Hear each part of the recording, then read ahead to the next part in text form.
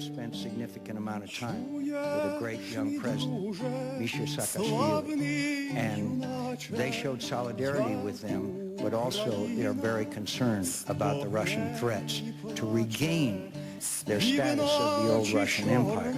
Now, I think the Russians ought to understand that we will support, we the United States, will support the inclusion of Georgia and Ukraine and the natural process, inclusion into NATO. We also ought to make it very clear that the Russians are in violation of their ceasefire agreement. They have stationed additional troops in Abkhazia and South Ossetia. By the way, I went there once, and we went inside and drove in, and there was a huge poster. And this is Georgian territory, and there was a huge picture of Vladimir Putin, and it said, Vladimir Putin, our president. It was very clear, the Russian intentions towards Georgia. They were just waiting to seize the opportunity. So this is a very difficult situation. We want to work with the Russians, but we also have every right to expect the Russians to behave in a fashion in keeping with a country who respects international boundaries and the norms of international behavior. And watch Ukraine. This whole thing has got a lot to do with Ukraine, Crimea, the base of the Russian fleet in Sevastopol, and the breakdown of the political process in Ukraine between Tymoshenko and Yushchenko is a very serious problem. So watch Ukraine, and let's make sure that the Ukrainians understand that we are their friend and ally. Do you have a major difference with what he just said? No, actually, I think Senator McCain and I agree for the most part on these issues. Obviously, I disagree with this notion that somehow we did not forcefully object to Russians going into Georgia. I immediately said that this was illegal and objectionable, and absolutely I wanted a cessation of the violence because it put an enormous strain on Georgia. And that's why I was the first to say that we have to rebuild the Georgian economy and called for $1 billion that has now gone in to help them rebuild. Because part of Russia's intentions here was to weaken the economy to the point where President Saakashvili was so weakened that he might be replaced by somebody that Putin favored more. 2 points I think are important to think about when it comes to Russia. Number one is we have to have foresight and anticipate some of these problems. So back in April, I warned the administration that you had Russian peacekeepers in Georgian territory. That made no sense whatsoever. And what we needed to do was replace them with international peacekeepers and a special envoy to resolve the crisis before it boiled over. That wasn't done, but had it been done, it's possible we could have avoided the issue. The second point I want to make is the issue of energy. Russia is in part resurgent, and Putin is feeling powerful because of petrodollars, as Senator McCain mentioned.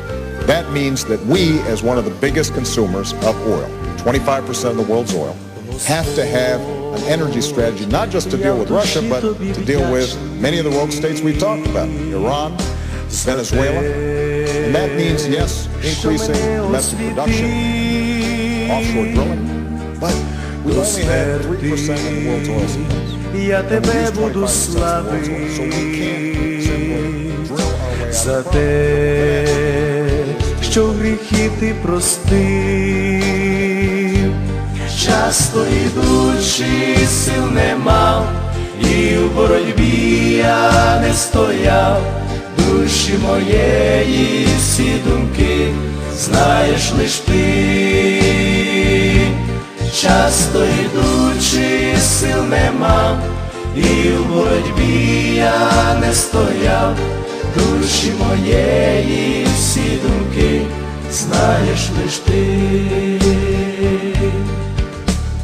Очі переповнені смутком, серце плаче і сильно болить.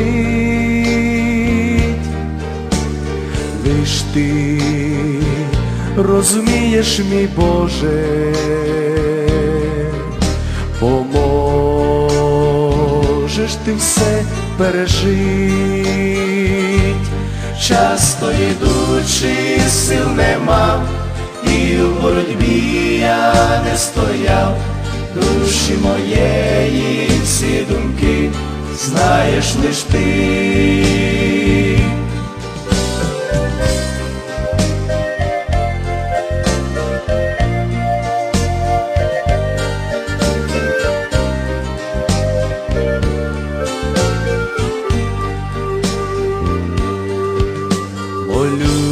Молюсь я до тебе, мій Боже,